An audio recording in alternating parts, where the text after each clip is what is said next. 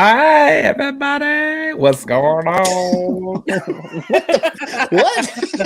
Yeah, we just had the craziest freaking pre-broadcast, and I'm still reeling from it. I think it's absolutely. I'm still laughing on the inside. I learned a lot Good. about my friends and what my friends think about me. Yeah, me too. Me too. It's a good one. Yeah, you should definitely wait till you can check that one out. Anyways, welcome back to another week of Everything Vaguely Paranormal. I am Blake Smith, and with my friends, Miss Shelley Pruitt and Mr. Ryan Roberts.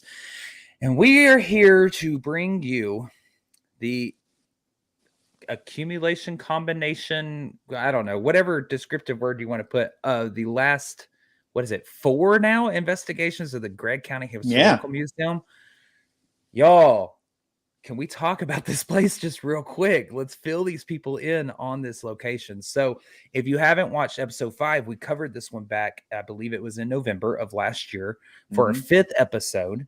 And this is a location that just by happenstance we got. You know, I got told, you need to go check this out. You need to give the person that's in charge a ring and set up a time to go meet with them. Oh my God, thank God I did, y'all. We got in there, we did a couple of private investigations and quickly learned that there is something in this building that wants to talk. Absolutely. This place has absolutely produced on a consistent basis every time we have been there.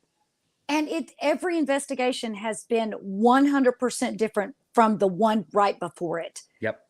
Every investigation has had something, but never the exact same results. We've had a couple of people that have come with us on every single one, and they will tell you each investigation has been completely different.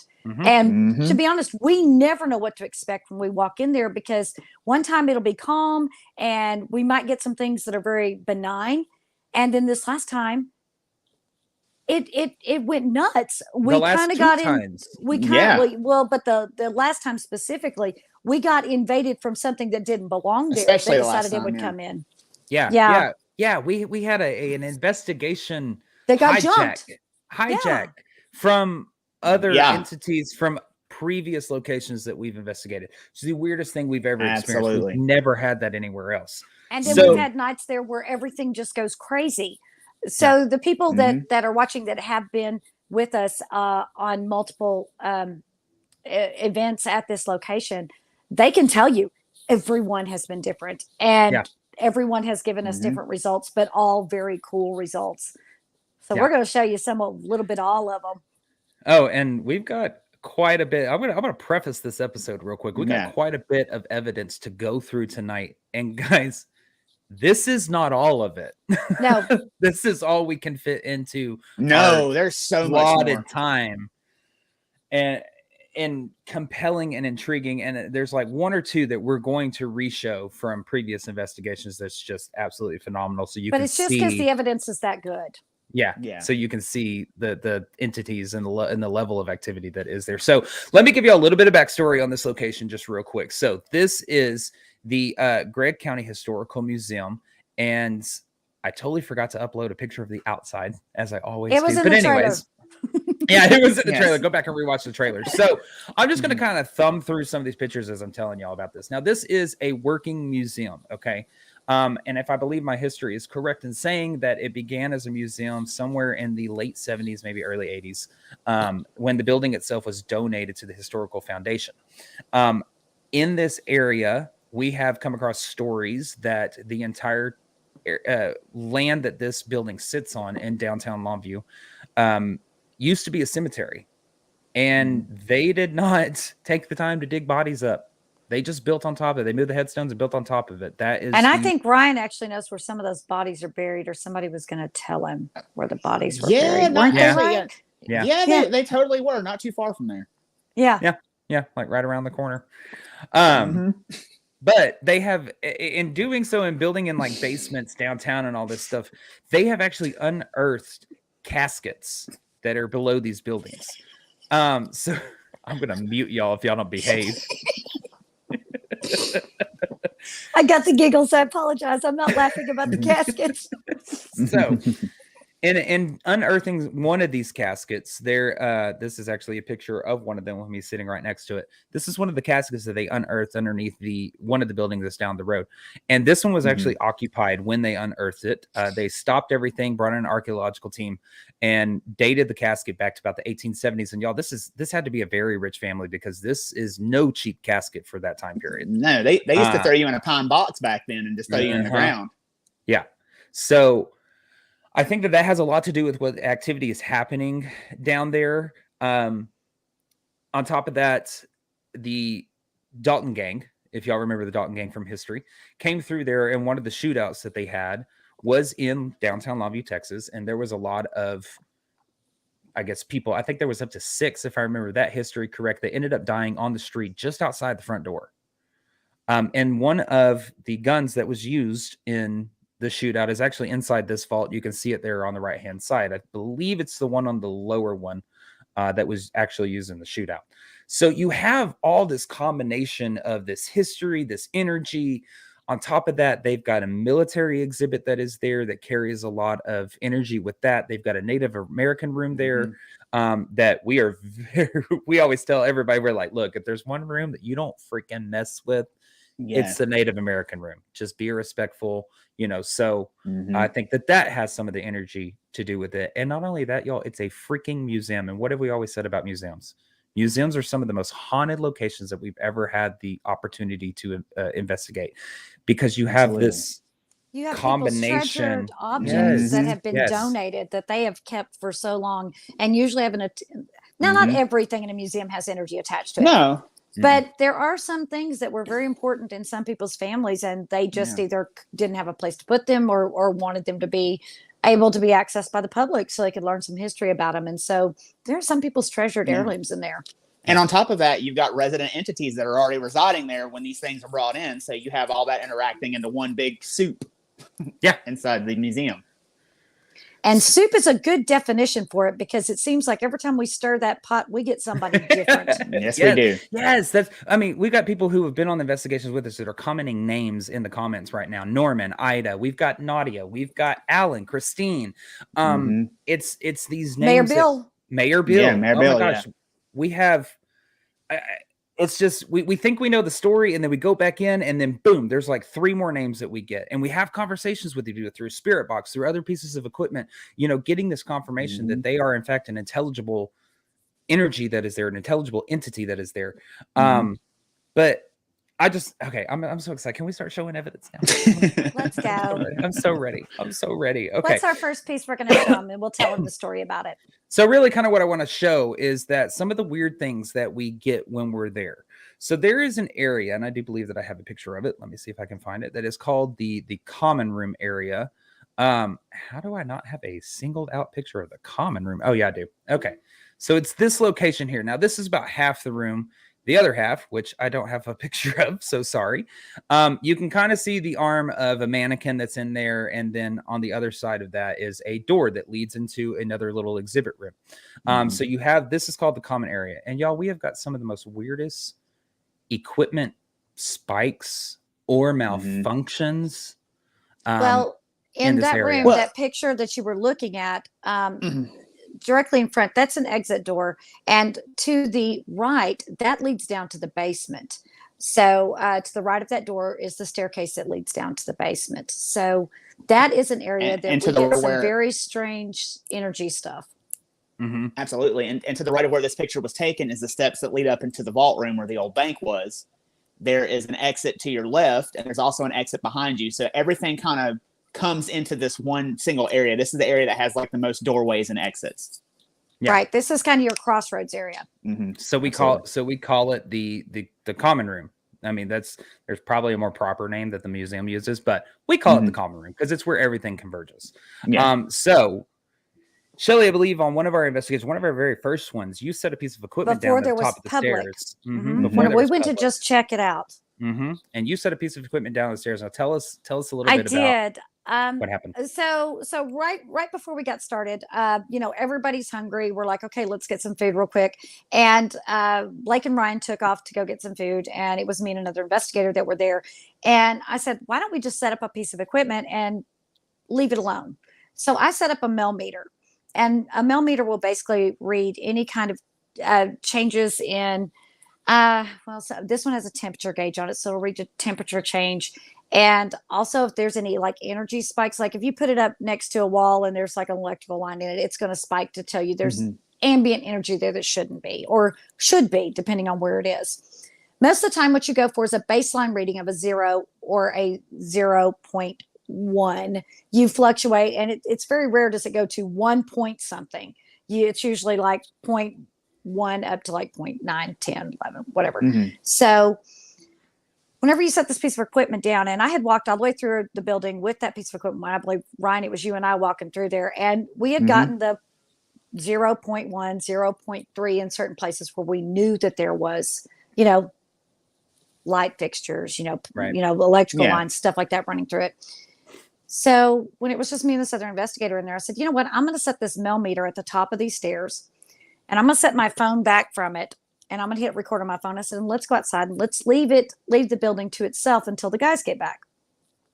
So we did. And we walked out of the room and we left it. And I left my camera on my video rolling. And the way I had it set up, it was reading 00000. There was no phone interference. I had it far enough back and I had it zoomed in. My camera zoomed in so that it didn't have to be close to it. And when we got back in and we reviewed the video, this is what we saw had happened. So. Hey, we're gonna let you play. We're here. Have fun playing with our toys, okay? We'll see you in just a minute.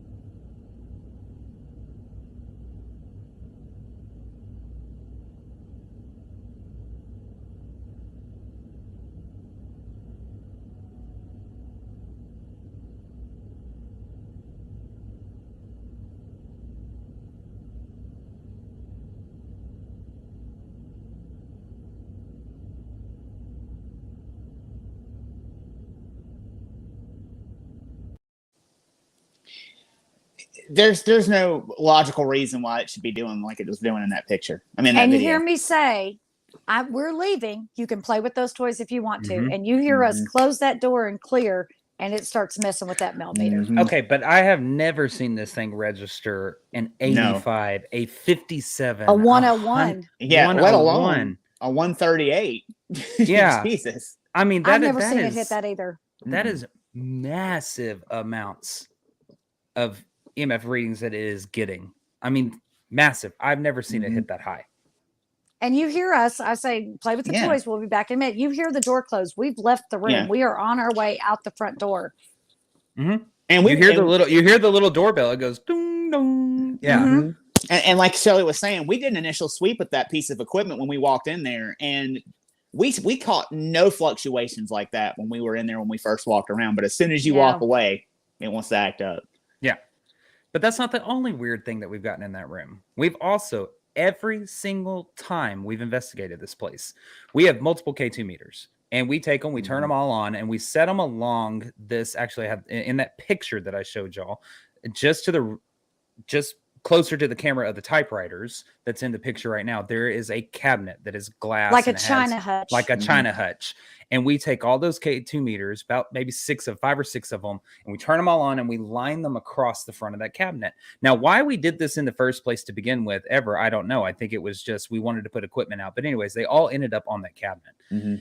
And we had noticed at one time in the night on the first investigation that we turn around and the K2 meters that had been doing nothing the whole freaking night, every single one of them was holding to orange and red and doing like this, back and forth between orange and red for 10 minutes, 6 minutes, at least 5, and at least 5 minutes. And then we were like, okay, there's a surge of something coming through here. We were like, that's explainable. We go back for the second one, same thing, about the same time. The second time was about the same time. We started kind of solidifying the fact that, okay, it could be something that is surging. Go back for the third and the fourth. Same thing. Different times. And Last time that we went, same thing, but a completely different time from any of the other ones. And this is what we're talking about. Is you're going to see a video here with these. We only have 3 in this video, but of them on the cabinet all lighting up. We've had what, 7 to 8.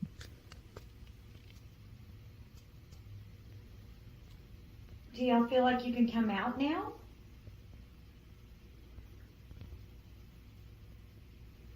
Are you feeling like you can come out and play now? Yes, motion. And it's just strange to me because we've also had people on our public investigations witness this, and they watch, and it's not just that cabinet, guys. What was it? The second time that we were there, we had 2 people in front of the cabinet. We had one across the room. We had one by the basement stairs. We had one over by the we had the exits near the entire bathroom. common room covered. Yes. Yep. And every single K2 meter was lit up, and that time it was held to red, I believe, on that one. Yeah, it held to red and that one lasted at least 10 minutes because it did not matter where you stood in that room, your K2 meter would hold. Yeah. So we don't know, as paranormal investigators, we don't know the exact story of what's going on. We have looked at the possibility of something surging, if it's a particular time, but we've ruled that out because it doesn't happen at the same time and for the same amount of time at that. Yeah, sometimes it's 5 minutes. The last time we went, didn't it hold for almost 20 minutes? It did, and this last like time we went was the latest time it's ever popped off, because normally it'll pop off around a certain time, but it didn't, and then like after midnight, here it goes. This time it waited till after midnight. Yeah. Because normally it's pretty early. It's usually around 10 o'clock usually. Between 9 and 11 the first time it ever did it popped off around 8:30, and then the next time it was closer to 9. Then the next time it was closer to 10:15 because we stayed in there to do it. Next time it was closer to 12 because we had to hurry up and at that location we do have to make sure that the alarm resets itself at midnight. So we have to make sure we take everybody out. So at 10 till we're always like, okay, everybody go outside. We're going to get the alarm reset.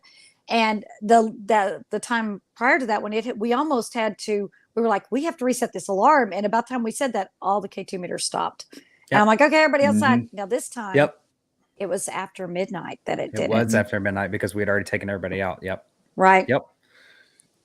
So we don't know what's happening with that. No, and this room we will come back and revisit, but I want to. From the get-go, this place tried to show itself to us. And I'm talking about when the 3 of us went upstairs and we were roaming around. Oh, yeah. And having a lot of fun and whatnot and investigating. And Shelly just kind of goes, I want to do Estes method. Okay, let's do an Estes method. So it's me, Shelly, and Ryan upstairs. Shelly sits down on the ground and she starts her Estes method. Now, Shelly, tell us a little bit about your Estes method, like the things that you were hearing and the types of voices. Well, it seems like right off the bat, or pretty close to it. I was getting just now I got quite a few bleeds, but pretty close to early on, it said Bill. I got the name Bill, and I repeated Bill, and it was like, call me Bill. I was like, okay, I'll call you Bill. I heard call me Bill. And then I got the mayor. Well, what they had just asked prior to that, Blake was saying, do you have an office here? And I heard in my ears, I'm the mayor. And we're like, okay. Well, and in true form and fashion to me, started getting some of the uglier ones, the nastier ones. The ugly ones are going to come through and talk to me. I don't know why, but they do. And I had decided that I was going to put my hand on the casket because for some reason I get very upset when either one of these 2 guys touch that casket. And I don't know why. It's something like I don't want to be around. I don't want to know. Just if you've got to move it, just don't tell me. But I decided I was going to put my hand on the casket to see if I could get anything maybe that would help something come through. Well, I took my hand off the casket and then something happened to me. So is that about where you're going to pick it up, Blake? Okay. And I may play this one a couple of times, but here we go. Is there something you're trying to tell us? Whoa. Okay, don't fucking do that. Do not touch Shelly. So if you watch, and I'll play it again, you actually see Shelly kind of go back. And I'd asked Shelly, I said, Shelly, what happened? And your response was?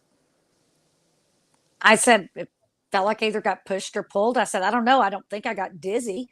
But it was just something on my shoulder, just like, it felt like something pushed me or pulled me because I had my back to a doorway and, and it was like something was like, hey, come here, or pushed me. I wasn't sure which. And the crazier part is, and I didn't put it in this video just because this video is interesting to me, just a little snippet. But right before this, you say, did one of y'all just walk over here? I just felt this floorboard. Oh, I move. did. Yeah. And that was probably about 5 seconds prior to. I mean, you. I was going to say, I don't think something wanted us up there in the first place, because right before all this happened, when we were walking by the casket, that's when me and you, Blake, heard someone like audibly sigh behind our like right behind us. So and stopped us in our tracks. Yeah. Yeah. It stopped both me and you in our tracks. And so like I said, I don't think anything wanted us up there in the first place, because it's sighing and grabbing Shelly and yeah. But you see, I didn't hear the sigh. So technically I didn't hear what I would have considered to be the warning of, hey, I didn't hear the warning. Now, can we jump on a little something that happened just recently? Ryan and I I was going to actually play that one more time so people could see what we're talking about. So I'm going to play Shelly either getting shoved or pulled during her Estes method one more time. Is there something you're trying to tell us? Whoa. Okay, don't fucking do that. Do not touch Shelly. It's just crazy because you can kind of see this uncontrollable. I don't know. I don't think you got dizzy. I'm listening. Yeah. I'm listening. I'm not even moving. But in that Estes method too, because I'd gone back and watched it, I have the SB7 in my lap, and all of a sudden it just does out of my lap, and I go, this just moved, and I've gone back and watched that. My legs aren't shifting now. My hands are moving, but I'm not touching the cord, and all of a sudden it just slides out of my lap. And it's not on an angle or anything, so I don't know why it would slide out of my lap. But I was like, yeah, this just moved. And I pulled the SB7 back in my lap, and I go, did one of y'all just walk over here? I felt the floorboards move, and then I got pushed. So I think something was hanging out around there messing with me. But I think something's messing with our feed right now, because Shelly, you just be lagging all over the place right now. Yeah, pretty good. But anyways, continue what you're going to say. Something that just happened recently. What were you? Brian, do you want to tell the story about us being upstairs and we were about to leave, and as we started down the stairs, what did we see? Go ahead, because I'm trying to remember. A lot happened that night. So Ryan and I ran upstairs by ourselves, and we wanted to see if we could get anything stirred up. The group had kind of already gone down, and we decided to stay behind. Is that the correct order of events? Yeah. Me and you stayed upstairs. Yeah. So we're up there. We said, okay, it's quieter now. Would you like to just talk to us? And whatever it was, it didn't want to. But at some point, we heard this weird noise, and we didn't know what the noise was. We're going, but we're looking around. We can't figure it out. Finally, we're like, okay, we're not really getting anything. Let's just go ahead and go back and join the group. And as we start down the stairs, there are these two half doors halfway up the stairs, and they were open whenever we came up the stairs. One of them had closed, and had closed with enough force that it had torn the carpet. Yeah, you could see the drag mark from where it had closed. And those doors never close. Those doors stay always open. And we had actually heard something that sounded like a door, and I'd walked through the rooms to look for it. I go, we were both like, we hear something, but we could not find it. Yeah. And it turns out that the little door halfway down had closed.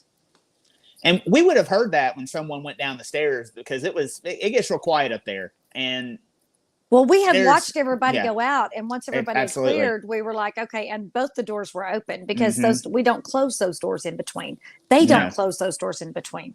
But something had closed one side of it. Yeah.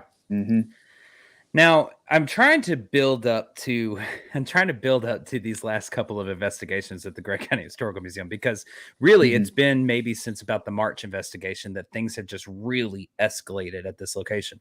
So one of the things that we get asked a lot, and I'm going to go ahead and bring this up, is do things tend to follow you home? And one piece of evidence that we have from this location that this is one of those that we have shown before, we are going to show again, because I think this is the escalation of the activity. After we packed everything up, put everything away, whatnot, we all get home. We had accidentally left one of the trail cameras running. It was one of my trail cameras. And then the next day after everybody had left after the investigation, I start pulling out all the equipment, laying it on my computer desk, and I'm going to dump it off onto my computer. And I set off, like, I guess you see me in the frame of the trail cam, and I set it off. But what's freaky to me is that you hear, now a lot of people, I hear a little girl laugh too, but I believe that was the TV. Yes, there is a TV on behind me, but you hear a guy whisper, "I'm behind you." Plain as day. And I'll play this a couple of times for you.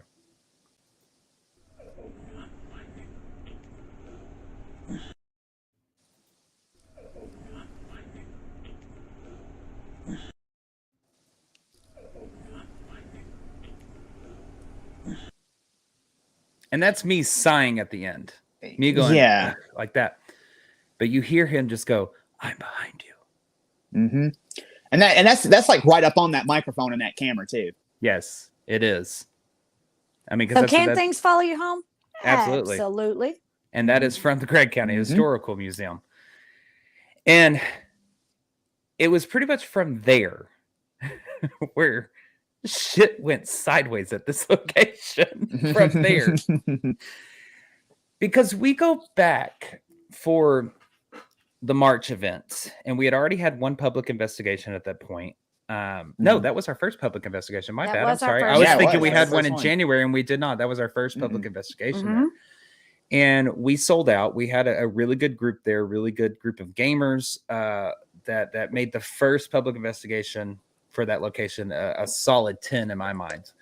And I think it was just the participation that we had at that time that led to the activity that we got. And you guys, that absolutely makes a difference on an investigation. If you are willing to play along, if you are willing to, hey, if we ask you, hey, you want to do this, say yes. The more willing you are to be open and play along, that's good energy in there, and you're more likely to get something, at least in my opinion. And I always tell people too, they talk to us all the time. Sometimes they don't want to talk to us. Maybe they want to talk to you. Yeah, they get tired of talking to us. Absolutely, especially when we've been there now, 5 times? They're like, "Oh God, these freaking assholes are back again." Yeah. They're like, "Oh, that bitch is back here." All right. Yeah.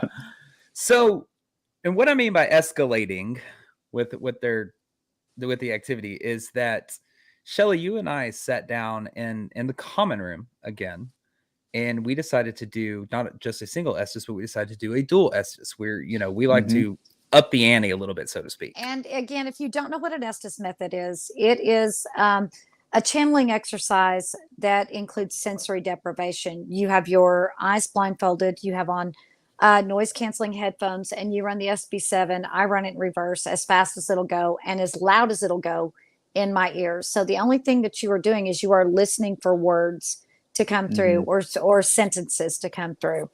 And for whatever reason, we decided we're going to do Blake and I, because in that location, it likes for Blake and I to do the Estes method, and it likes to answer Ryan. So we have Ryan lead it because it likes to talk to Ryan.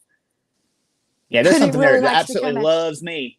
Yes, yes, there is something there that wants to talk to Ryan. Ryan can get in an Estes method to do something, and if Blake and I are leading, it won't tell Ryan anything. But if Ryan is asking the questions and it's Blake and I in there, it'll talk. Don't know why, whatever. So we decided we'd do a duel. So before we play this, I'll set it up for you. Me and Shelly, you're going to see us back to back. We are in the common room. You're going to be able to see the mannequin behind me, but I don't want you to focus on that. I want you to focus what's happening in the scene. You're going to see our guests surrounding us. Basically, they're in a circle around me and Shelly. I am facing the door to the extra exhibit room. Shelly is facing the other way, the vault, up the stairs to the vault. And this is what takes place. Listen for unusual noise. I'm just gonna say it. They just said it's called murder. No, we're not doing that. None of that. Whoa. By the door. Oh, awesome. Was that you? Yeah, I love this clip. I love this clip so much. Yeah, and you hear in the video, it's loud enough where it startles me and everyone else in that room when that happens. And you see everyone's everybody. head do this. Yeah. And this is by far one of my favorite clips that have come out of this place because Shelly, for those, I know we have people who have been on these investigations with us watching. They can attest to the volume that spirit box is at. We have people who are watching. Yeah, we have people who are watching who have participated in Estes methods, and they can attest to the volume that is being blared in your ears. And you have the blindfold on. You would not have been able to hear that door rattle like that. No. And for everybody, and I'm to facing look, the opposite direction too. Yeah. So it's not even like I could have gotten a visual cue. Even if I could see, I wouldn't have been able to get a visual cue either because there is no one in front of me. I'm literally facing that China hutch. So it's not like there's anybody I can see that would even have turned their head. The only person that's in front of me is Ryan. At that point, I believe you're walking on this side of me. And I'm walking around and I can see that whole room and there's no one even remotely close to that door. Everybody was in there. Everybody's in there. Everybody's watching what we're doing. And it just sounded like someone grabbed it and jerked it twice, like they were trying to get into the room. And I'm gonna play it again because I love this clip. Let's play it again. Listen for the door rattle. I'm just gonna say it. They just said it's called murder. No, we're not doing that. None of that. Whoa. By the door. Oh, that's awesome. Was that you? Absolutely astounding. I'm sorry. I just love this clip because there's no way you would have known. And for you to say the words by the door. So that's crazy. That's what I heard. So I actually want to jump to a very profound piece of evidence that has to do with the door that we have shown before. Now, we have not shown that clip that we just showed ever before. We have put it on our Facebook as of this week or in our social media pages, but we've never actually shown and explained it because the very first, was it the first? Yes. It was the first. Very first investigation we ever did at this location. We were conducting a separate experiment in that common room. I was filming. Shelly is to my right. That she is standing in front of the door, as she just said, by the door. That door she's standing in front of. I'm filming the experiment that we're doing, and we're doing like a paralight and a flashlight experiment to get them to set both of them off. And all I hear, and I see on the screen, this light illuminating. I didn't know where it was coming from, but I hear Shelly in the background. She's like, "This door is opening. This door is opening. This door is opening. This fucking door is opening." but I make a point. I do not move because I was standing there and I had my arms crossed and I did not move. And the only thing I did was turn my head. I'm like this, because they were doing an experiment. I go, "This door's opening," and they didn't hear me. I'm like, "This door is opening," and they're like, "What?" I'm like, "This door is opening," and they were like, "What'd you say?" I'm like, "This fucking door's opening. Somebody film it." Film it, asshole. So I jerked the camera around. And I didn't. I think I caught maybe the actual like tail end of it going of it stopping. It stopping. But I immediately walk over there and we start asking questions. Oh my God, can you do it again? And it's Ryan and Shelly and a couple of other investigators that are talking. Trying to get it to respond.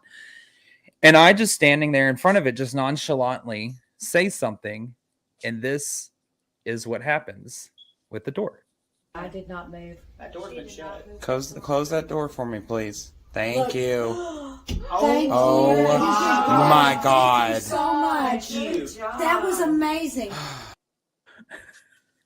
It's insane. Insane. Because we spent the next 45 freaking minutes trying to debunk this door closing on command, by the way. And we were putting it at all different variations of it being open and closed to make sure that there was no air conditioning turning on, turning off. Yeah, we there were was opening no and closing draft. doors to make sure there wasn't a draft. Yeah, we were doing pulling the everything other we could. doors on the other side to see if this door got pulled closed, if it would make that one come open. We couldn't make it do it again. And we were Shelley trying starts everything. Jumping up and down right next to it. Like we were trying everything that we could. We even left a camera trained on it for I think 30 minutes. And we left and went outside for 30 flat minutes and was like, let's leave it to itself. Let's see if it does again while we're out of the room. And what was funny is when we walked back in, the other door that we had walked out of that we left open was closed, that we didn't have a camera on. Yeah. And this one had remained open. Yeah, because I was actually the last one out.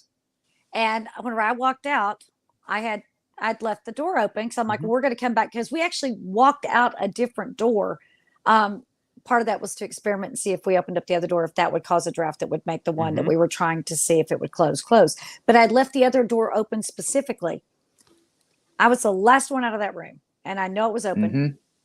We all come back in. It was me and Blake. Was it me and you through first? And we walked up, and I'm like, who closed the door? Yeah, because I was right behind you because you turned around looking shocked. Like, did one of y'all do this? I was like, I was the last one out, right? And they're like, yeah. And I'm like, I left that door open. Or I left it closed, whichever one. But either way, it was, what was it? You left it open and it was closed when we came back in. Yes. Yeah, it was closed. Yes. Like they were like, thank God they're gone. You know? One more time. I got to see it one more time. I just love it. I did not move. That door's been shut. Close that door for me, please. Thank you. Thank Oh you. my God. So much. That was amazing. My loud ass math. Oh my God. I was just shocked at the fact that we asked and it did it. And there's weight behind it. Yes, you hear it. Boom. And it kind of bounces back just a little bit. So there's a force behind it. I know, man. I think you couldn't have, like, all of our jaws were on the floor when that happened. I mean, the gate, we were just absolutely gobsmacked when that happened. And that door actually moved on the last investigation, but it was prior to us having a camera out. And everybody had their back to it. I just happened to turn around at the right opportune time to slowly see it come into a stop. And I immediately was like, actually, there were a couple of people that were there that were guests that saw it. They were like, the door's opening. Oh, they saw it moving? Someone told me about it. Oh. I was talking about when we were setting up. When we were there setting up, pulling out all the equipment out of all the bags, we hadn't had any cameras up yet or anything like that. I turned around and y'all were all looking down at the equipment with your backs to the door, and I saw it just slowly stop. And I was like, did anybody touch this door? Did anybody come through this door? Did anybody do? And y'all were like, I remember that. Yeah. And we had it all the way up against the wall, flat against the wall, and it was out. Yeah. Freaking weird. I love they like to play with that door. And then, of course, when we put a camera on it, it don't do jack. Of course. Of course. But that's part of the trickster element that we always talk about. You know, there's a trickster element to paranormal investigations. It's always just off camera, or it's right after you shut everything down or before you get everything up. You know, and all you have is the story to tell with none of the evidence. And I think they know they're messing with you. They do it on purpose. Oh God, yeah, So. Absolutely.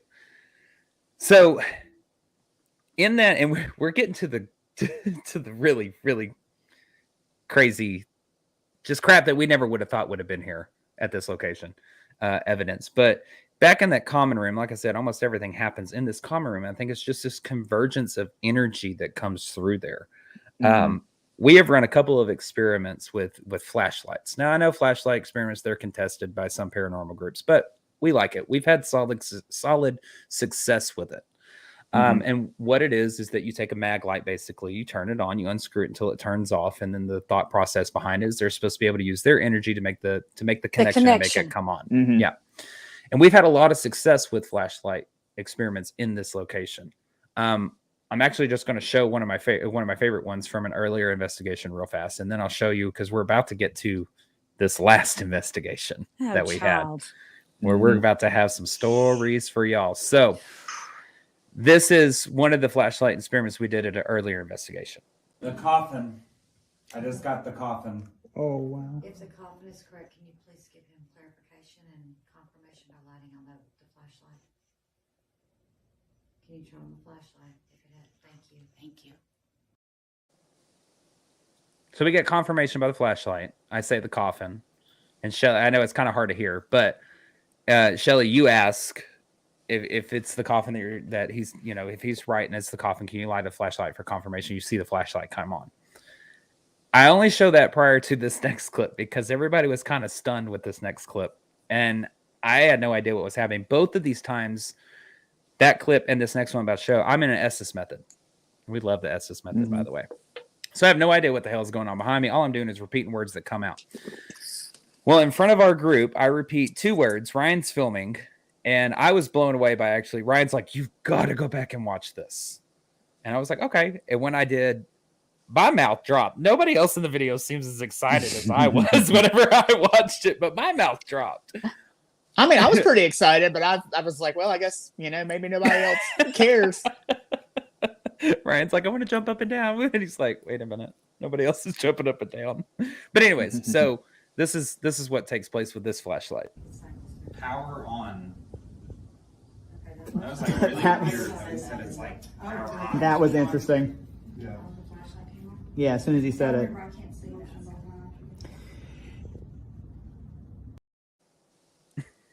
Power on. Boop. I don't.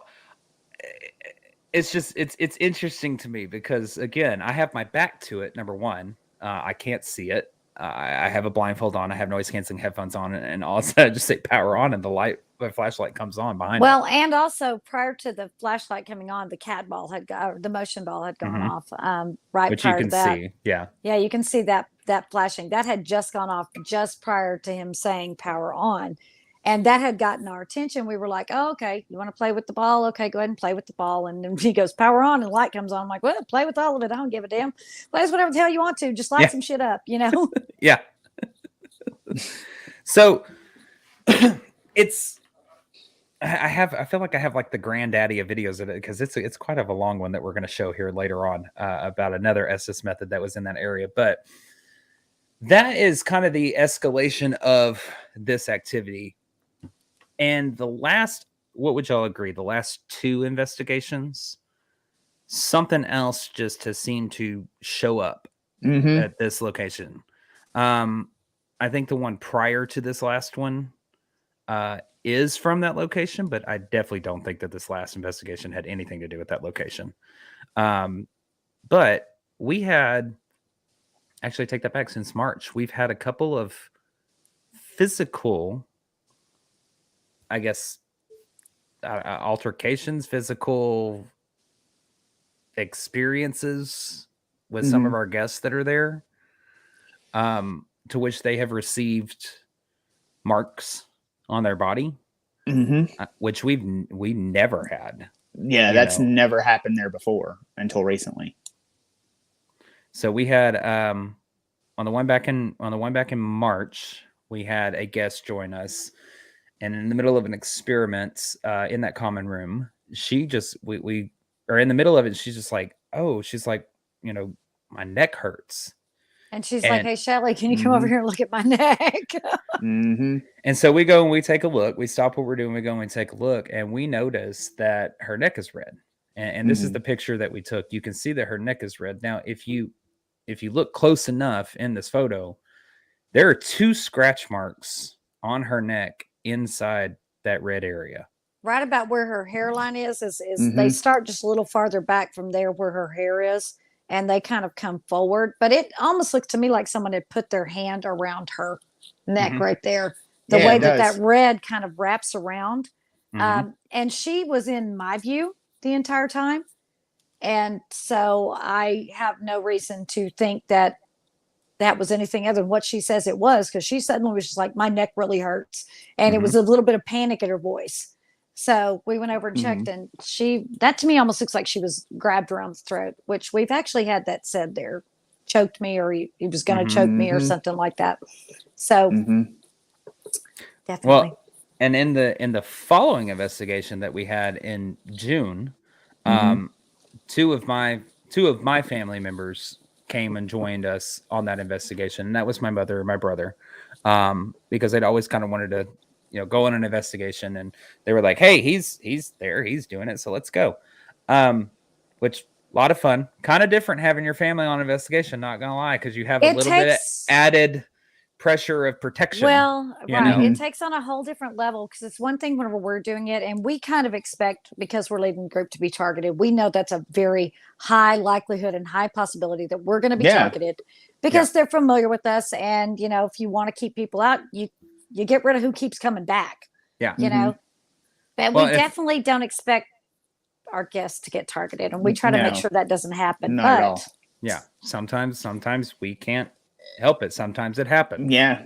Now I will say, speaking of family members, my aunt comes with us all the time, but I ain't worried about her.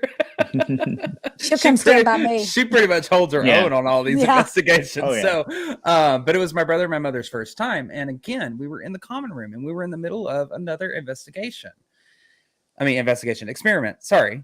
And, my brother just happens to be sitting there, and then all of a sudden he's like, ow, he's like, son of a bitch, and he starts shaking his hand, and we're like, what's going on? And he's like, I don't know. And he shows us his hand. Now I didn't get a picture of his actual hand, but I do remember seeing around his knuckles, around in this area, that there was a tiny little red scratch that he had received. And it was concerning, but at that same time, my mom also was like, I've got a burning sensation. Yeah, because I was standing at the back of the room, and she like looks at me. She's like, "Can you look at me? I feel like something. My neck is burning. I feel like." And I looked, and there's a big whelp on the back of her neck where it looks like somebody literally scratched her neck. You can literally see it right there on the right hand side where a shirt, and it goes up her neck. It's a little curved, little thing, and. Look at the dark part of the screen, and that red mark, it arches upwards from the right-hand side of your screen. It's light, but it's there. Yeah, it's light, but it's there. And so later on, after we kind of pulled everybody out at that point, and myself, I took a little bit of an extended break at that point when everybody kind of started to filter back in. When I finally made my way back into the building, my brother immediately comes up to me. He's like, calm as day. He's just like, well, I just got scratched. I was like, what? Where? And he showed me his forearm, and y'all, I was like, holy shit. And this is what I saw.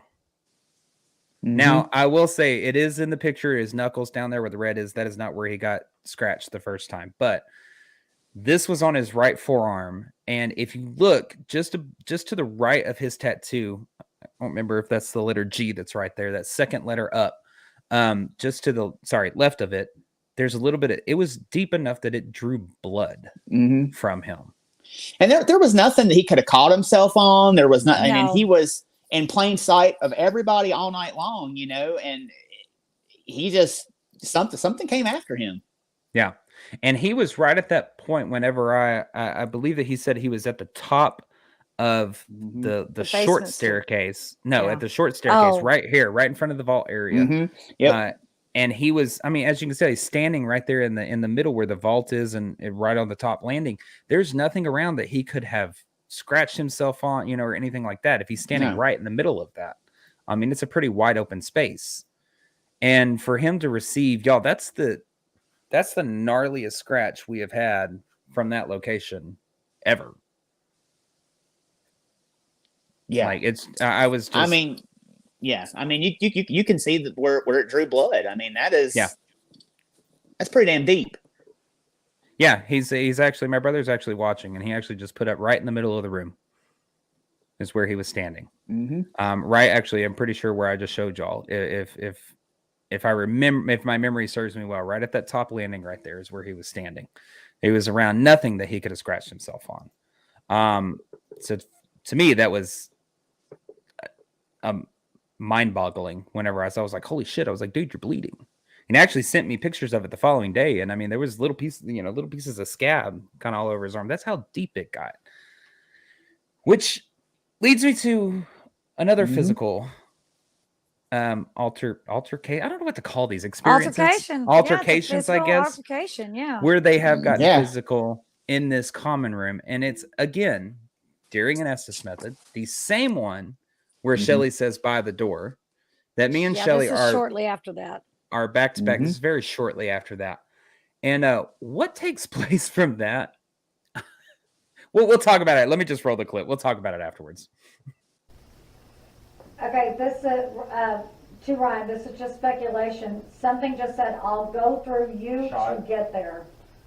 So this is speculation. It's something. It's male. It's aggressive. Just if they have to go through me. You can stop being aggressive. We're just trying to talk to you.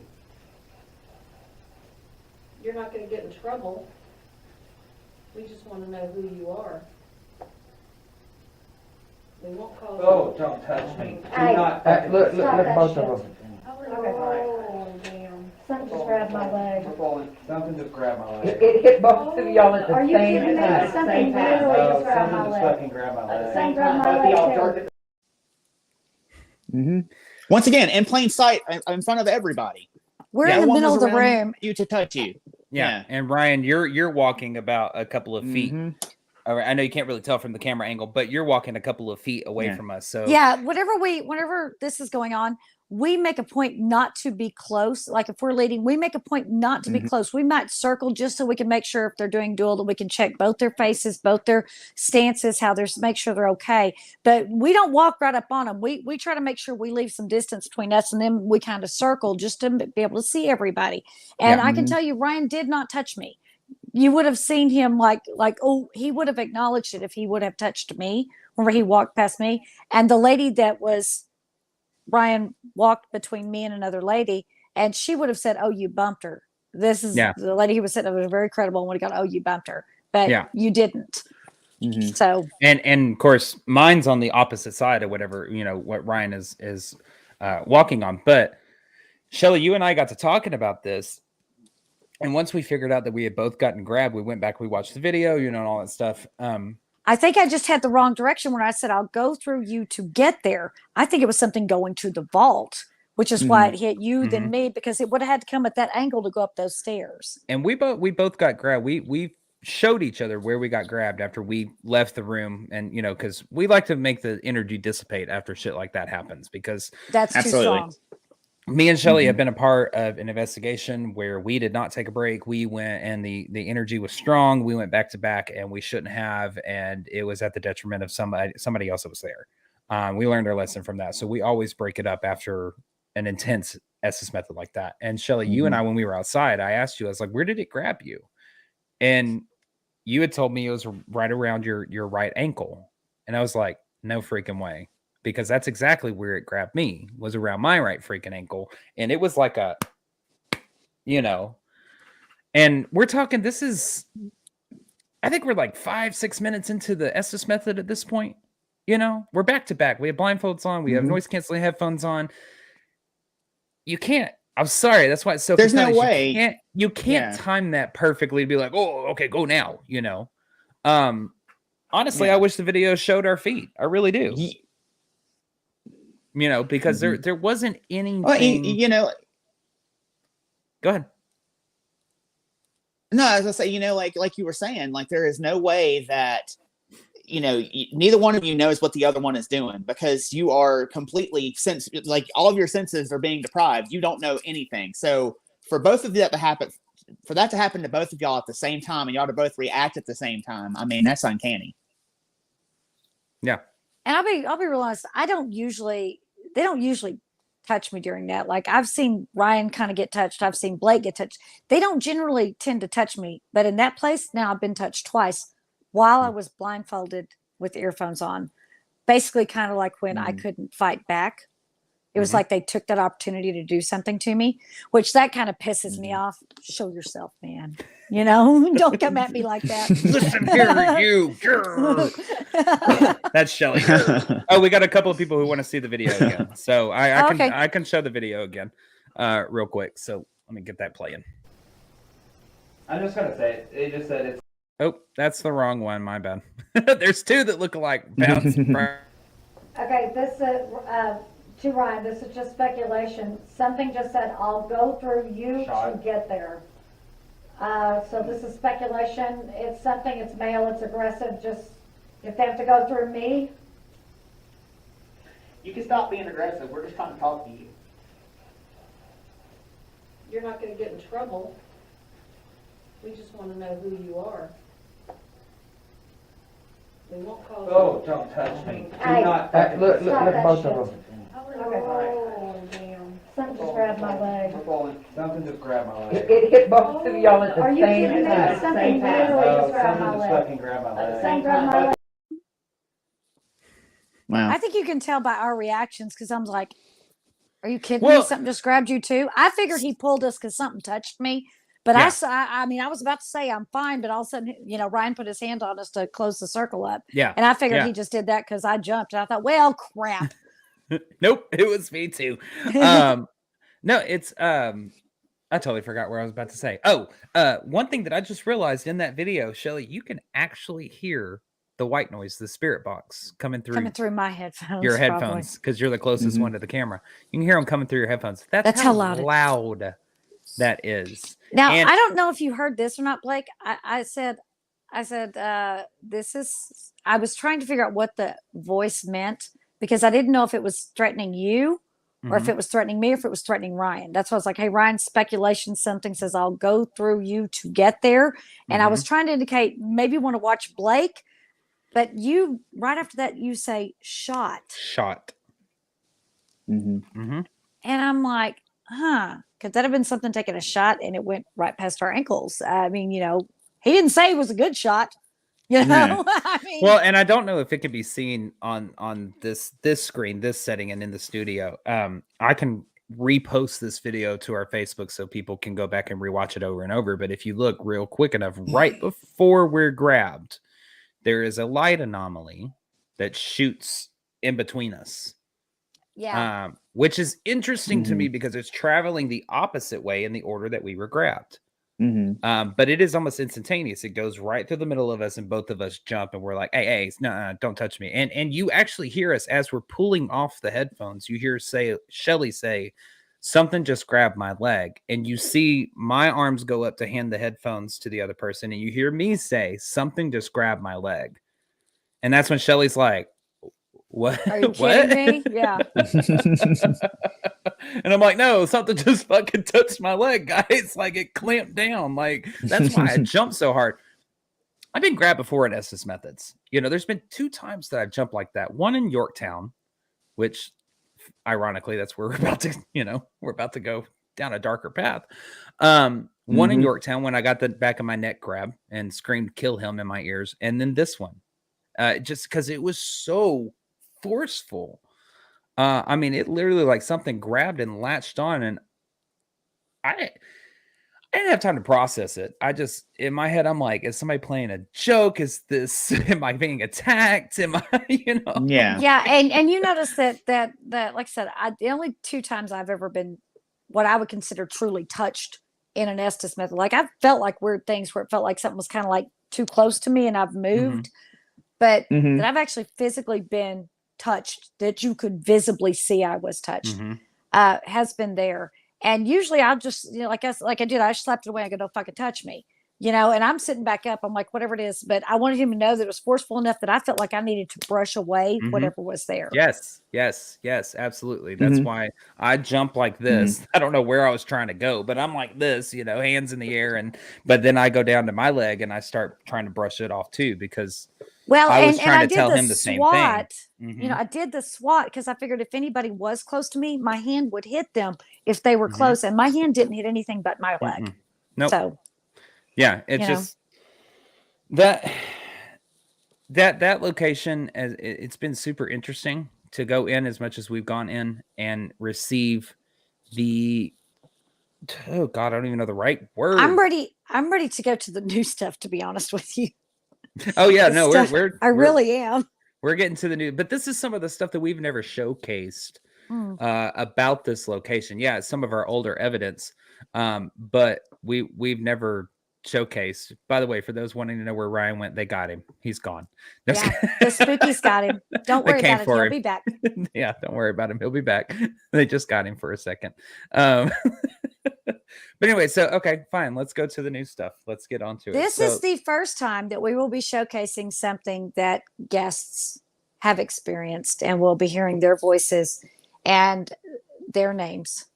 So, and they did give us permission to showcase for us to show their faces if their faces are there, and hear their voices if their voices are there. So this will be the first time that our guests are really being showcased. We try not to do that because people like their privacy, and some of the things that get said can be very personal. So, but this last group, we couldn't resist. It was just so good. So I want to kind of talk about this last investigation though, and what we had kind of experienced, because I know we've touched on a little bit in this episode, and we had something that Hijacked. has never happened to us at Mhm. any location. And Shelly, you're right. That's a good word. Hijacked.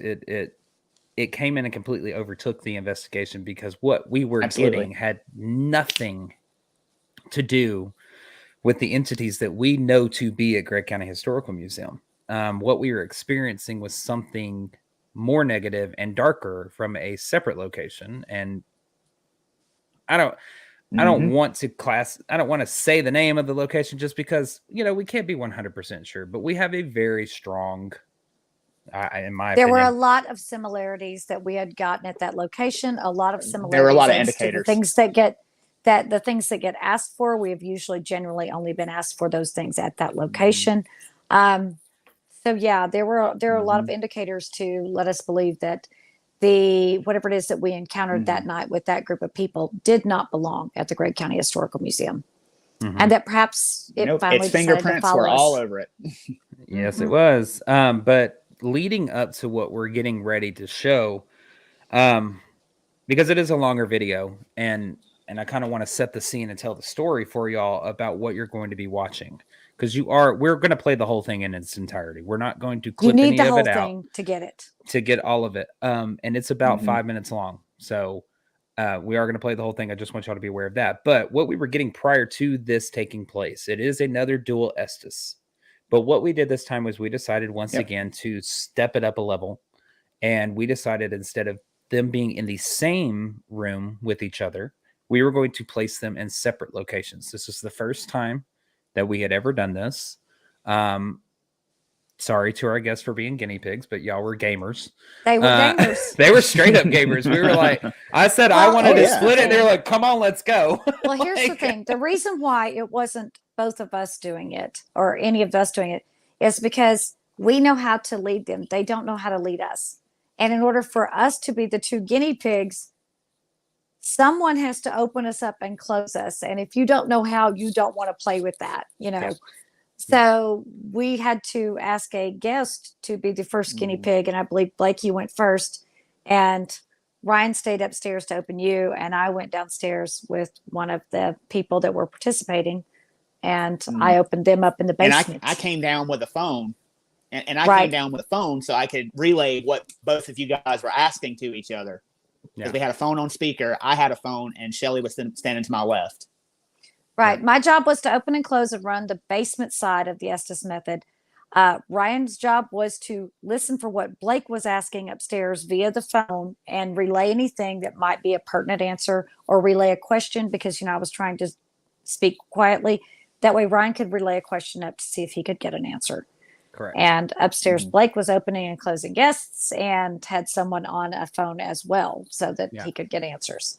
So we were literally trying to add to the validity and the credibility to the answers that we were receiving, so that we could separate them, so we could take away the objection that, they're right next to each other, they can overhear what each other's talking about. So we decided to split them up, and that's what we did. Leading up to this moment, throughout the whole night, we had been getting, and we really probably should have taken some signs from this, we had been getting a lot of religious answers and religious texts through Spirit Box, through Ovulus, things that were like unholy. I think it said elemental at one point. It said pray. It said preacher. There was one word that came through, Minochi, or Manachi.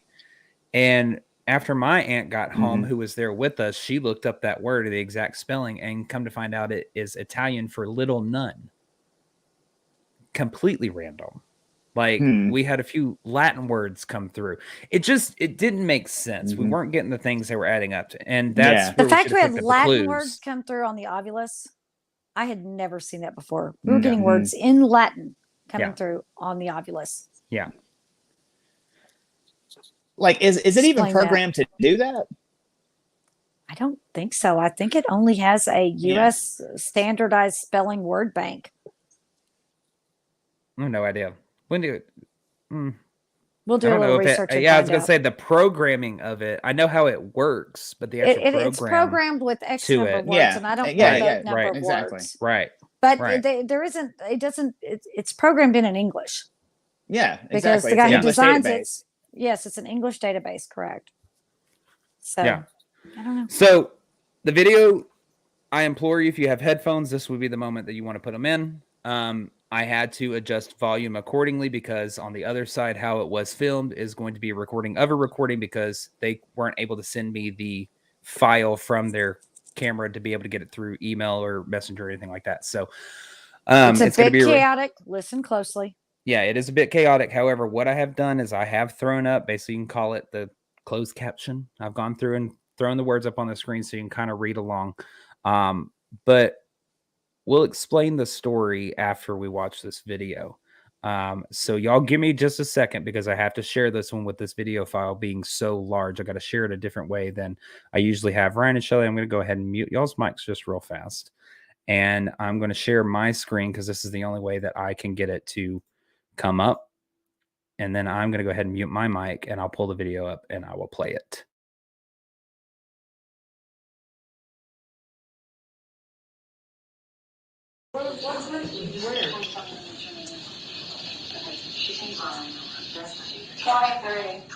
We got number 23 again. Can you tell Greg how the number 23 is?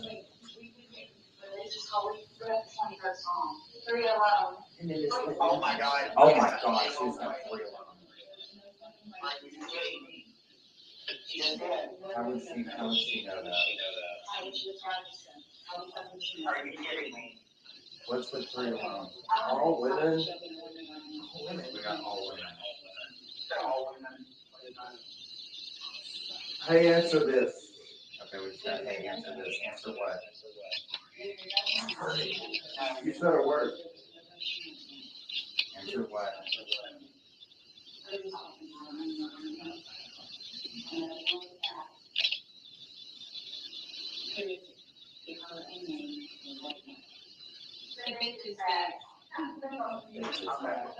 Okay, we got 3 alone. Oh, just some peanuts? Yeah,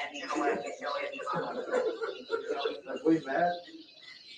I think our rest here. How do you know what 3 alone is? Blake, are you right over here talking?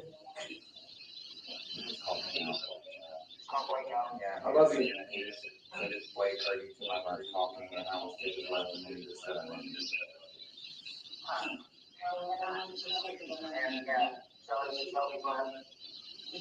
So I'm not saying that.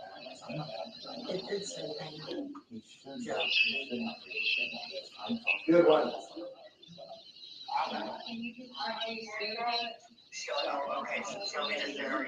Right there. Right there. We just got right there. A witness. A witness. How do you know what 3 alone is? Answer me up here. They got it down there, but answer me up here.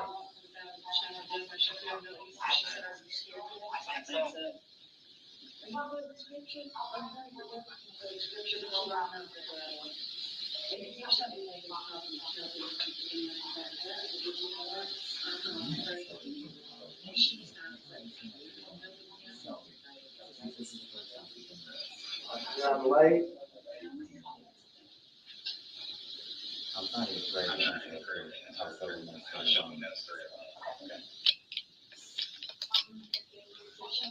Who are you and where are you from?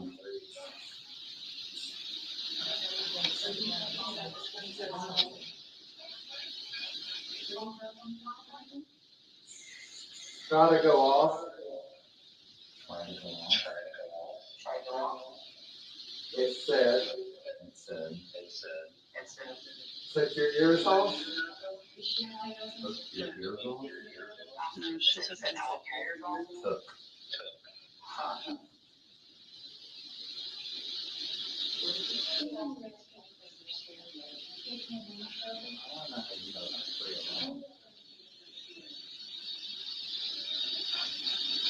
Oh Lord.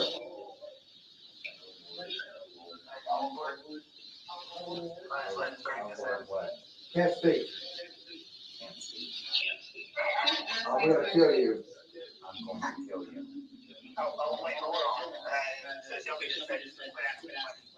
And Greg just said, "I'm going to kill you." This was Gregg X. I'll go with the one that says there, I'm okay, but something just barely touched me right down here. You cannot touch Greg. You cannot touch Greg. You cannot touch him. You are not allowed to do that.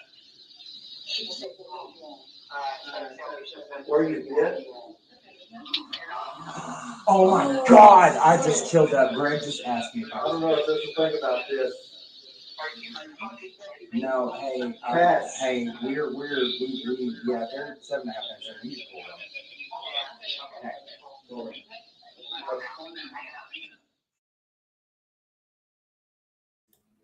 Like, so Yeah. let's explain real quick, because that's a lot, I know.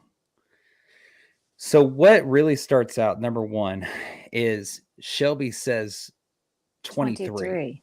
23. Mm-hmm. Now, 23 for us in this group has a very, very significant reference with that number, because that happens to correlate to the night that me and Shelly describe as the scariest night of investigating. 23rd day and the 23rd hour and the 23rd minute Yep. of the time that we saw someone get physically jumped, that we had to fight out of a building that we weren't sure we were going to be able to fix. Yeah. We weren't even sure we were going to be able to get him back to how he was before he started this. It was a terrifying night for us. Yes, very much so. So that's what we start off with. But Shelly, in the moment, you think that she might be referencing the 23rd Psalm. Because we've been getting all the religious stuff. Holy. Correct. We All had night gotten long. holy, we'd gotten unholy, we'd gotten pray. And of course, isn't the 23rd Psalm, yea, though I walk through the valley of the shadow of death, I will feel no evil, for thou art with me. Yep. Right? Mm-hmm. I believe so. Okay. And she asks you, are you scared? Mm-hmm. Are you scared? Well, is that the first thing she asked me? Or I think she said the bitch is back. The bitch is back. The bitch That's is the next back. thing she said. Yes. She goes, the bitch is back. Yeah. The bitch is back. Yeah. Then ask you if you are scared. Yeah. But that was after Greg had said upstairs, I'll kill you. And she almost immediately says, kill you. Are you Yeah. scared? No, I'm like, I ain't no. scared. No, you're getting them out of order, because she says, are you scared? And then Greg responds with his, I believe he gets touched at that point, and I say, you're not allowed to touch Greg. You cannot do that. Which, by the way, they're pointing out in the comments that he got touched the exact same way that you and I got touched in the video earlier. That I didn't even stop to think. Wow, I didn't even stop to think Good about that. eyes, you guys. Good Yeah. eyes. Yeah. That was Brittany that pointed that out. Good eye, Brittany. Yeah, I didn't even realize that. So it's after he gets touched, in the middle of me saying, you cannot do this. You cannot touch him. You cannot, you can't do that to Greg, that Shelby says, we'll get you all. Well, technically it goes 23. Then she says 3 alone. And then we get Well, the bitch's bag. Sorry. I forgot about 3 alone. Yeah. And Because she says, we'll get you all. And I'm telling you, she does this very slight head turn. It's like, I'll get you all. Yeah. And I'm going, oh, little girl, you better back up. You ain't gonna get me. I know. Well, and that's what's funny, is because you hear both of your reactions at the same time. And Shelly's over here, and she's like, oh, yeah, go ahead, try it. Give it your best shot. And Ryan's like, no, we're not going to do that. No. The So difference it's in like, our come at me, bro. We ain't doing that today. So I thought that was really, really funny. But the whole point, just to kind of sum it up, the 3 alone real quick, and I know it had to do about y'all too, in the basement, at another location, very profound experience that y'all had, where y'all felt that something was about to happen to you, and equipment kept repeating the words 3 alone, 3 alone, 3 alone, run, get out, run, get out. Just to kind of summarize that. And this group has gotten the words 3 alone. The 3 of us together have gotten 3 alone an exceptionally large amount of times. And every time we get that, something weird pops off without fail. But we have never had a guest. We've never had a guest say it randomly. Yeah. And so we get to the point where Shelby says, no, we'll get you all. And Greg immediately responds back to back with, I'm going to kill you. And that was like one of those, I've heard that kind of saying before at another location. And Mhm. that did not sound like Greg's voice either whenever he said that. Now I want to say that like with Greg, Yeah. I spoke with Greg after. And Greg was in the Estes method. Just so you know who Greg is, Greg was in the Estes method that Blake was leading, and Yes. Shelby was in the Estes Mhm. method. That's who you're seeing on camera that I was leading. So we're Yes. saying these names, and I realize we haven't explained who these people are. Sorry. So that's and, okay. and they're both watching. I see both of their names in the comments. So hi, Greg. Hi, Shelby. Hi. Thank you for And, letting us. Yes, Hello. thank you for Use letting your us show video. this. But Greg even says it in the comments. I was just about to say, me and Greg had a conversation after this Estes method that the moment when he says, Blake, are you over here to my left talking? He flat out told me, he said, it wasn't because I heard you. He said, it's because I felt very in tune to you the whole time. And, and matter of fact, that's his comment before I even started saying this. Greg put up, he said, I felt very in tune to Blake the whole time for whatever reason. And that's what he had told me. So I found it odd because right after he calls me out and says, are you over here talking to my left? You hear him say the words, I love you. Yeah, says I love you. Yeah. And he's sitting here telling me after this, he's like, I feel very in tune to Blake the whole time.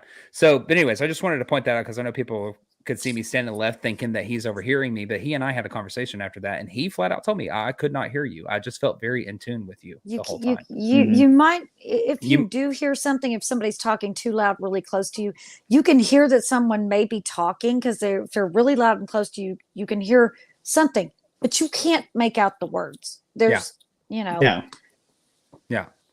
And not as loud as we run it. Yeah. And the part that got me the worst was when Greg said at the very end that made us pull them out of this was he said, did you get bit? And it wasn't your reaction. You start jumping down like a bunny rabbit, like somebody just tased you in the fluffy tail or something. You're lying. Yeah. Because for those who may not know the story, at this same location that Ryan and Shelley, you two had the 3 Alone experience, I was also bit on my knee. Ryan, you were present for it. We have a couple of people in the comments that were present for that as well. I did not bang my knee. I did not hit it on anything. And the next day I woke up with a bite mark on my knee. And when he says, and it's the way that he said it, very sarcastically, and he just goes, were you bit? And he asked earlier in the Estes, have we met? I don't know if y'all caught that or not, but he says, have we met? And then later on he says, were you bit? And that, I mean, I made eye contact with my aunt who just said she was with me when I got bit and witnessed it. I looked at her and I went, oh my, I mean, you hear my reaction. So it appears that whoever, that the people that were in the Estes method seemed to be very attuned to the people that were leading it. Because Shelby was like, the bitch is back. Are you scared yet? Because that's my big thing. I'm like, you ain't gonna scare me. You're not scaring me. I'm not scared of you. It's like, are you scared yet? Now, that's after this. I'll tell that story in a minute. Okay. I'm trying to jump ahead. Well, no, I mean, it's okay. Because I think you're actually leading into, we're still talking about this moment, I guess you could say. I don't know if this is what you were leading into, but there is a moment that I want to kind of actually pull out of this video that we had another physical attack that night. And it was after this Estes method that we realized that Shelley need to dissipate the energy and get outside. Oh, absolutely. So we broke the group up, and it was after this Estes method that Shelley, you realized that you were bleeding. And I want to play just a little snippet real quick that happened inside the video because I don't know if anybody caught it, but it was very clear. And then we're going to show you a picture. So this is that clip. Set your ears off. Set your ears off. Set your ears off. Took your ears off is what Greg says. And Shelley, when we went outside. We all walked outside. We came, Ryan, you I was in immediately the whole time. We walked outside together. You know, we let Shelby and August was down there with us, and they walked in front of us. We walked. I think I was second. You were caboosing it, but I was in your view. We all walked outside together, and we were talking about what had just happened. And we get outside, and Shelley, you take it from there, and you tell us your firsthand experience, what you did, what you were experiencing. So we were kind of talking about it, and I was like, I felt like this stinging in my ear, and I was going, oh my God. And so I was like, y'all, my ear hurts. And I said it just like that. And I had my hand like this, and I pulled my hand down, and there was blood on my hand. And I go, is that blood on my hand? And I'm like, somebody come. And I was like, did I get bit? They're like, no, it's not a bite. I'm like, did I get scratched? They're like, because I did not have any fingernails then. This is the longest Correct. they've been in probably the past 3 weeks because I'd broken them all off. I was like, is there a scratch in my ear? Did I scratch my ear? It wasn't a scratch. Now, I didn't see it. So, Blake, you have to pick it up from there. So I walk over and I look at her ear, and sure enough, Shelly is bleeding. And I pull out my phone. I'm like, hold still. I have to get a picture of this. I'm like, I'm sorry, your ear's going to be all over our podcast pages, just FYI. And so Shelly's like, great. Because what I saw is what did look like a scratch. It didn't look like anything. It looked like something had literally taken a chunk out of the inside of your ear. This is what I saw, and this is what I took a picture of. And yeah, it's not real clear there. It's kind of on the inside area, just kind of right in the middle where that red place is. But it's actually on the inside, just inside that inner edge. Hold on, because I'm about to get y'all a better shot of this. Y'all just give me 2 seconds. Oh, did you actually get in there and get a gross shot of my ear? Yeah, I did. You're just gonna have to you're just gonna have to get over it. I know. Why can't I get like a scratch on my arm? Y'all gotta be looking inside my ears and crap. You're just gonna have to get over it. If I ever get bitten on my butt, y'all aren't ever seeing that picture. I'm sorry. Come on, why not? All right, just for y'all. Yeah, it looks like something took a chunk. It looks almost like a vampire bite. Yeah. Here. That was after we kind of cleaned it up a little bit. She had a chunk from the top and the bottom of her little ridge in her ear there. Yeah, there's one underneath that top circle. There's one underneath that as well. Yeah. And I thought that was so strange because it clicked in that moment, and I was just like, oh my God. Somebody, because I think it was either Holly or my Aunt Rhonda or somebody that was just like, didn't he say I took your ears off or something like that? Or somebody repeated it. And I was like, and oh I didn't know that had been said yet. Didn't. That was on your floor. That wasn't on mine. Yeah. Yeah. Go ahead, Ryan. And, I was gonna say before that was done, she never had anything because that like you said, that's inside of her ear. She never once had anything around or in her ears that would have done that to her. And the first thing I said is, I bitten? I said, did something bite me? And I was like, y'all check it. Did something bite me? Because my ear hadn't been bothering me. And I was just like, God, my ear is stinging. Yeah. And I was like, look, I got blood on my hand. How the hell did that happen? Yeah. Lucky me. Absolutely wild. So, guys, that, as we said earlier, that is just a small portion of the evidence that is coming coming out of Gregg County Historical Museum. Are we going to play the second Estes method just out of curiosity? Mine and Augustus? Yes. No. Did not have enough time to get it together. If I get it together, I will get it posted. That's maybe how it can. Yes. Okay. So let me jump into telling this for a minute. Go for it. So we decided we're going to talk to him again, and August kindly agreed to do it. I said, okay, August, come down to the basement with me. Shelby agreed to come back down to the basement with me. And as I started on the stairs, I said, wait, we can't go to the basement because that would be 3 alone. I said, I need one more person to come. Gregg very gallantly volunteers. He goes, I'll come down with you. So a person who had just done the Estes method and another person who had just done the Estes method and a person doing the Estes method, that's who was downstairs with me. So I put Gregg on the phone, had Shelby filming, put August in the Estes method. Upstairs, Blake, you were under, and Ryan was with you because he was going to open and close you because you wanted some answers about the 3 alone stuff. During that one on our side, what August only says 2 things in that entire Estes method. Now, Blake, I don't know what was going on your side, but I whenever I opened up August, I was actually standing behind him. And I kind of stepped back behind him. I looked at Gregg. I said, I don't want him to know where I'm standing. I'm going to walk over here.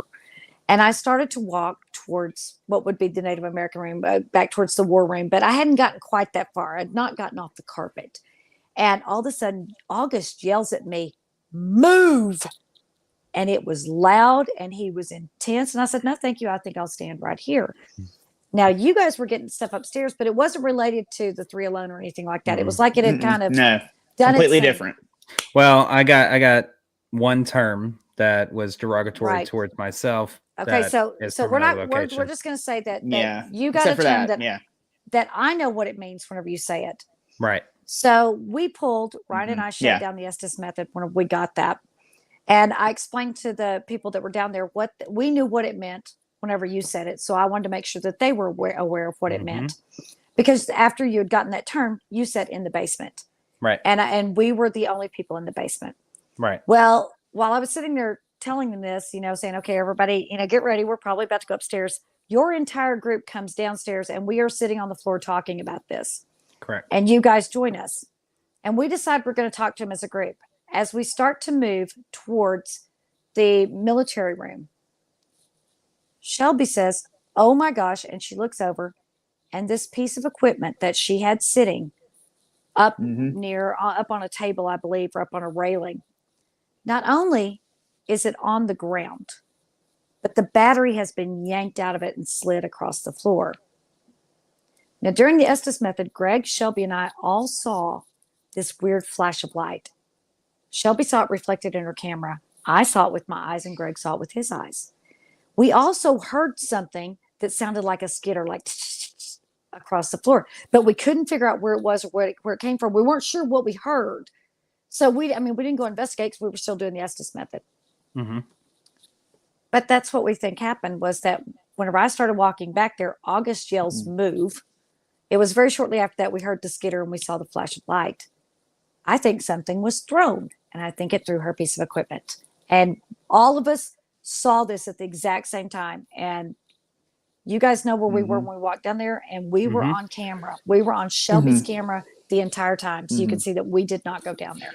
Yeah. Well, whatever it was had been building energy all night long, because I can't tell you how many pieces of equipment the battery just failed instantly. God, Blake, when you were setting up, oh my God. Go through that. Shelby's cameras, August's cameras, like phones, other people's phones cameras, phones. No, hold on. And Shelly, who was our guest, her camera just absolutely just shit the bed too. I mean, it was everybody.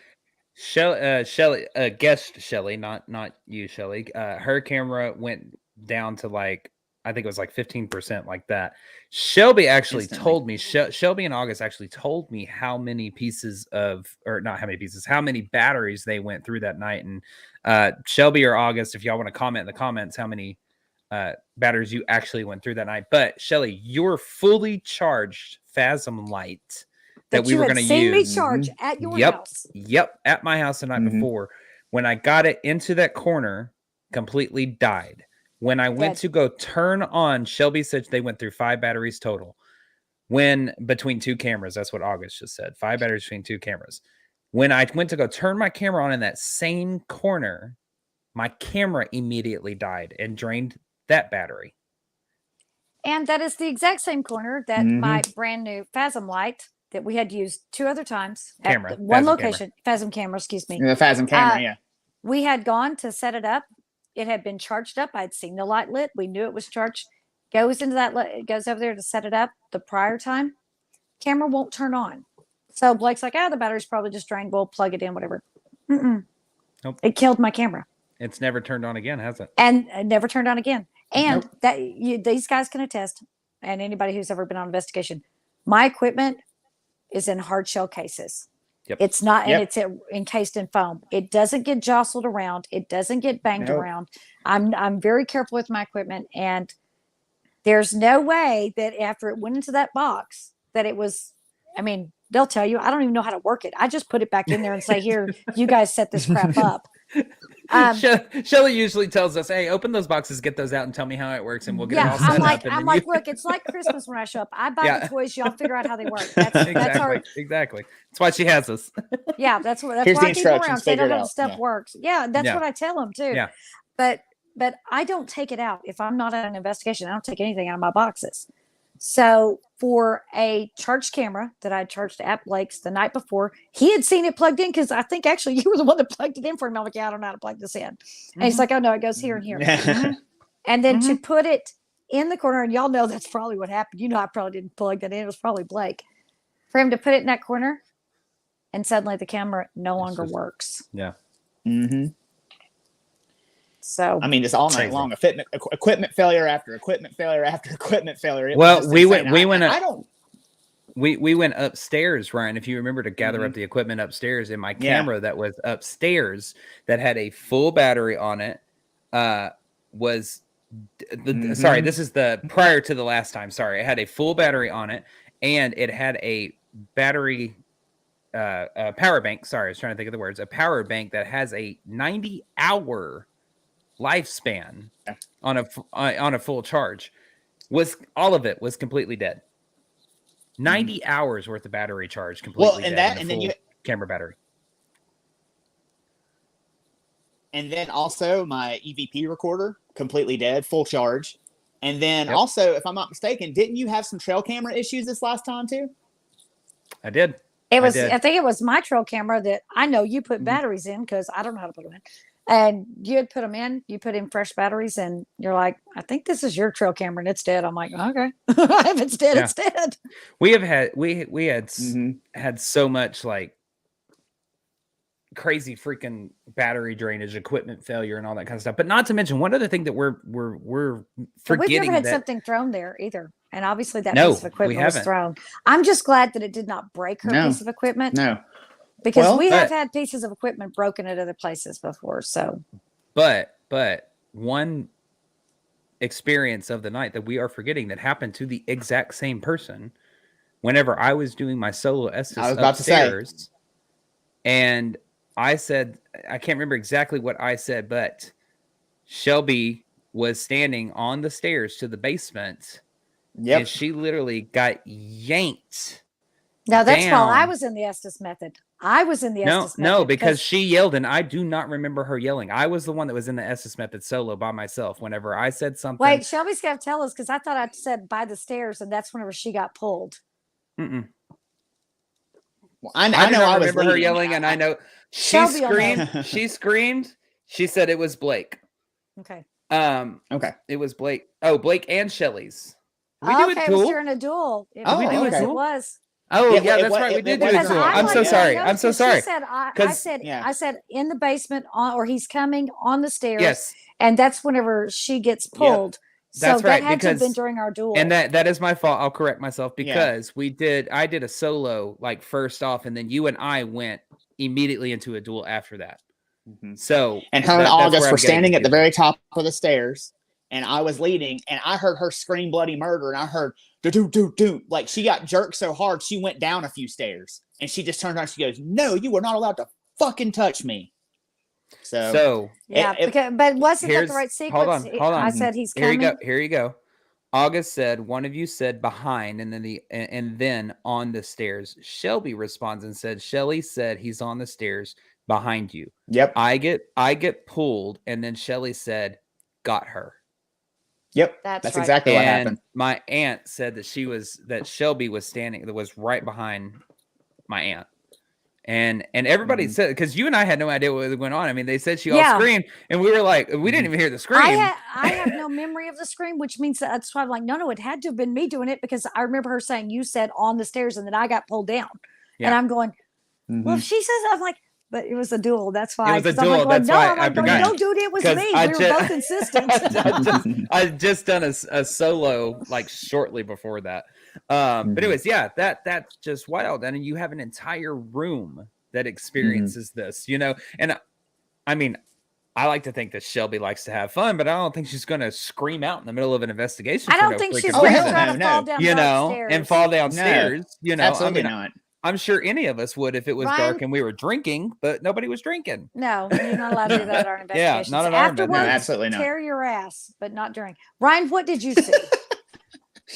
So, like I said, you guys were under, and I was focusing on you guys. I did see Shelby and August on the stairs out of the corner of my eye, and then, like I said, I heard her just scream bloody murder, and then like go down a few stairs, and then she turns right around and says, "You are not allowed to fucking touch me." And it was exactly like she said after what you guys said behind you on the stairs. Got her, or that's exactly how it happened.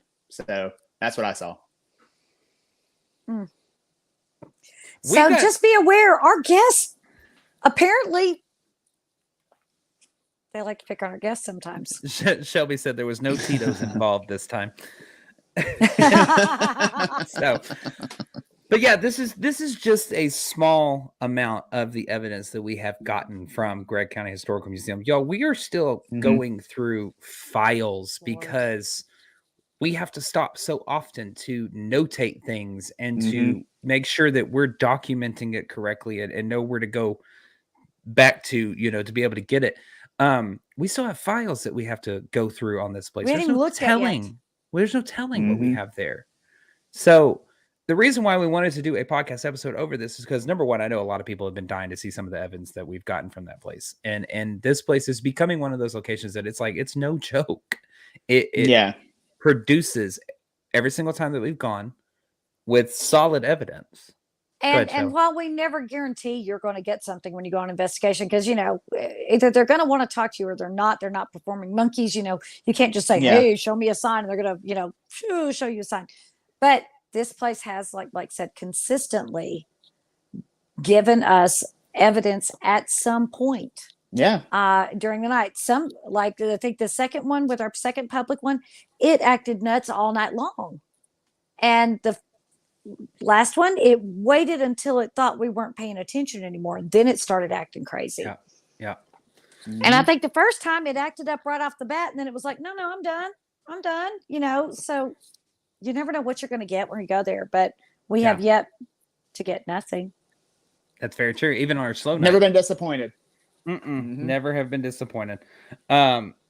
So we wanted to do this episode because we have another investigation coming up that is a public investigation that is going to be on October the 22nd. Tickets are not available yet. Tickets will be available, but we will let you know right now. It's going to be small. It's going to be small, or possibly even less tickets available than the last ones that we've been selling. We are working with the museum. We'll give you all the heads up. We're working with the museum because we're going to partner with them on an event. So this one will start a little bit later than last time, but we're going to see if we can't get it for maybe an hour later instead of ending at 2. Hopefully we can end at 3. Fingers crossed on that. But that's going to be on October the 22nd. They are going to have a haunted walking tour that we 3 are going to be guiding as well. So if you'd like to come to that, that is a separate ticket purchase. That is not our event. We just happen to be willing to volunteer our time. Them out and say, hey, And after the last walking tour ends, then we will take those that have bought tickets inside to the museum to investigate it with us. So y'all be on the lookout for that link to drop, because I seriously anticipate these tickets to go very fast. There aren't going to be any tickets day of event. No, there will not be. There will not be. Because I know off the top of my head a good handful of people that are coming back already. I believe that she is going to promote that there will be tickets for sale too when they begin promoting this. And again, we aren't having many people. Go ahead, Ryan. Here's the thing. And here's the thing too. It's smack dab in the middle of spooky season. I said, here's the thing too. It's smack dab in the middle of spooky season, so they're going to go real quick. Yeah, they are. Well, y'all, I hope that y'all have enjoyed the evidence that we brought to y'all for Gregg County Historical Museum on this episode of Everything Vaguely Paranormal. Please remember, whatever social media channel you are watching us from, we're not just on that social media channel. We utilize all different social media channels for all different reasons. So make sure you go and follow us across the board. And again, watch out for the tickets to the Gregg County Historical Museum that is going to be on October the 22nd. And breaking news, we have 1 ticket left for Old Park. So if you want it, get it. I'm just going to throw that out there. We have 1 left. We said we were sold out last week. We got 1 left. We're not going to say what happened, but we got 1 left. Anyways, Shelly, take it away. Well, if you want to hang out with us just a little bit more, you can always become a Patreon member. It's $5 a month. There are no tiers. There's 1 tier. You get everything. You get to hear what we really talk about. And if you want to know which one of us is potentially the most scandalous or who does strange things naked in public places, go become a Patreon member and find out. I'm sorry, Mom. Ryan, what else they need to do? Well, on that note, if you want to tell 2 friends about us, look how red he is. Friends, please continue to spread the word. Please continue to look how red he is. Look how red you are. Oh yeah, I was part of that one. Please continue to spread the word about us. Share us with your friends. And if you could go to any of the podcast, wherever you get your fine podcasts, please rate and review us. And the more you do that, the more we can bring you guys. And if they have any questions or they want to share anything with us, Blake, where can they go? You can always email us at theebppod@gmail.com. That is THEEBPPOD@gmail.com. We love to hear stories. We love to see your evidence. We do not steal or share anybody's evidence without their permission. If you want us to show it, then we'll, trust me, there's going to be a lengthy process before it goes on the podcast. But if you have something that you want us to check out, we're happy to check it out and give you our opinion. You may not like our opinion. We're just going to be straight and honest, but we'll give it to you.